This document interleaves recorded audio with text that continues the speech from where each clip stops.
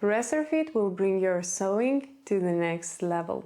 Different presser feet will help perform tasks faster with more accuracy and precision, maximizing the potential of what you can create using your sewing machine. In this video, I will share 10 different presser feet that will be game changers in your sewing space. As a bonus, at the end of the video, I will show you what this little button on universal presser foot actually does, and you will be surprised how useful it is. This video is created in partnership with Brother, and all of the samples are created using Brother's Steel Layer 2 sewing and embroidery machine. Let's begin with the presser foot that surprised me the most, because when I first saw it, I couldn't believe it's true. So this is a presser foot with side cutter. This presser foot comes with a tiny knife very similarly looking to the knife on inserter. When installed on your sewing machine, select overcast stitch and start sewing. The presser foot not only creates the stitch but also cuts off the excess seam allowance, creating a beautiful mock overlock stitch. This presser foot will be a great substitute for serger if you don't have it at home. It will neaten the raw seam allowance and cut off excess fabric at the same time. Also, this presser foot will be very useful if you already have a serger, but you need to make a very short seam and you don't want to take out your serger, you don't want to thread it with 3 or 4 different color threads, because using this presser foot, you are able to use just one thread on your sewing machine. This is a great presser foot to have, and it will definitely come handy. The second presser foot that I want to share today is one of my favorites, and it's side compensating foot. Looking at this presser foot, you may see that one edge of the presser foot is lower than the other side. When you're doing top stitching, position the presser foot so that the compensating lower side of the presser foot goes on the opposite side of the seam bulk. When sewing, the presser foot navigates the fabric so that the seam fold always goes at the same distance, making a perfect top stitching seam. On this particular presser foot, you may see these red lines. In the presser foot manual, you will see information how to position the needle so that it makes a seam 1 millimeter from the edge, 3 millimeters from the edge, or 5 millimeters from the edge, depending what style you want to create. What I love about this particular presser foot is that it allows me to create perfect top stitching seam very fast and very accurately, and most importantly, effortlessly. Without this presser foot, you really have to pay attention how to sew that top stitching so that it's always equal distance from the edge.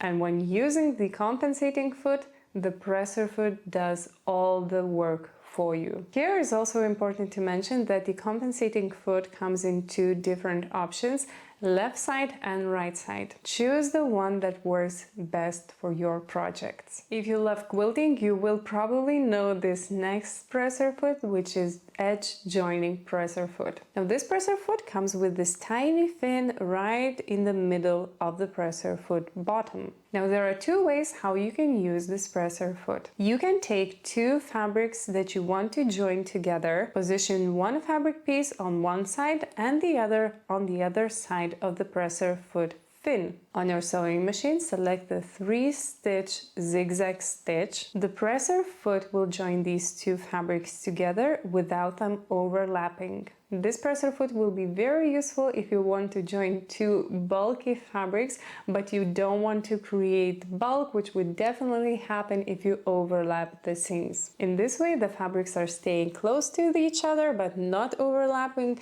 creating a very smooth surface. Alternative way how to use this edge joining presser foot if you already have joined the 2 layers together. Select a decorative stitch and position so that the fin goes right through the middle of that seam. Start sewing and the presser foot navigates the fabric so that the decorative seam goes right through the middle and is nicely centered. Using this method, you can conceal a seam using decorative stitches, creating a beautiful look. So if your sewing machine comes with lots of decorative stitches, using edge joining foot will unleash different levels of creativity.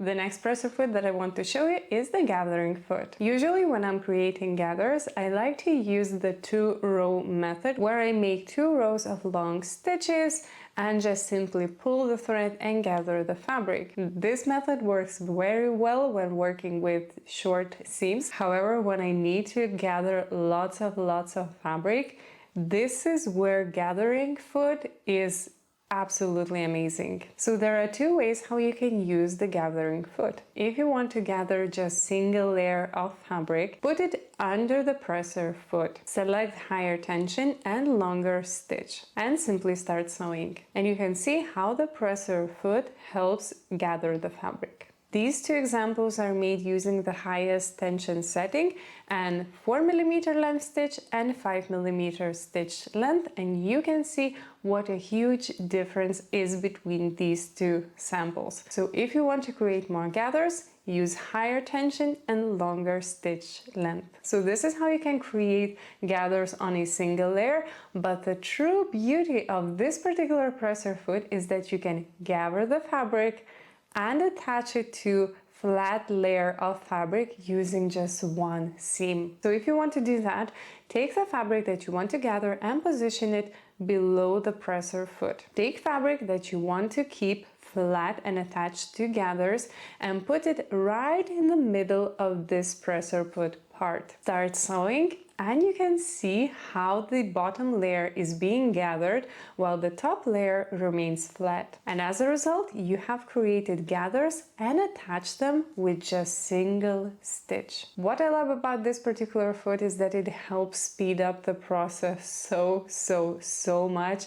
And there are times when having this presser foot really saved me lots of hours of work. The only downside of this particular presser foot is that it's really difficult to calculate how much fabric will be gathered because it depends on the tension, it depends on the stitch length, and it also depends on the fabric itself. So usually I calculate about 2.5 times longer the fabric than what I want in the finished gather result, but this may vary from time to time. This next presser foot is quite similar to gathering foot, but it actually creates pleats. This is also the craziest looking presser foot that I've ever seen. So when you install this presser foot, you start sewing using a straight stitch setting and it creates pleats as you sew. On the presser foot, you can select where you want the pleats to be made. Selecting 1 means that the pleats will be formed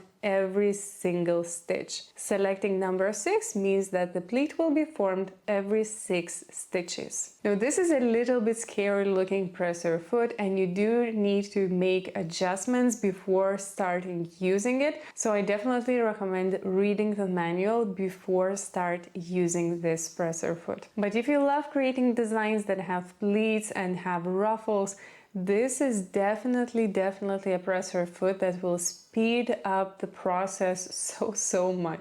I would like to also show you that every brother presser foot comes in a little packaging which contains not only the presser foot but also a manual how to use the presser foot. In the manual you can find instructions how to mount the presser foot, which stitches to use, what tension to use, what stitch length, and how to actually use the presser foot in different ways. And every single step has picture instructions, making it very easy to understand how to use the presser foot. This next presser foot is what I consider a must-have sewing essential, and it's invisible zipper foot. If you've been watching my videos for a while now, you know that I always talk about that if you want to sew an invisible zipper, you have to have an invisible zipper foot. Whenever I'm buying a new sewing machine, this is the first thing that I buy, and I do not leave this store without the right invisible zipper foot. So at the bottom, you can see that the invisible zipper foot has 2 grooves. When you're sewing one side of the zipper, you make sure that the zipper teeth go in one groove,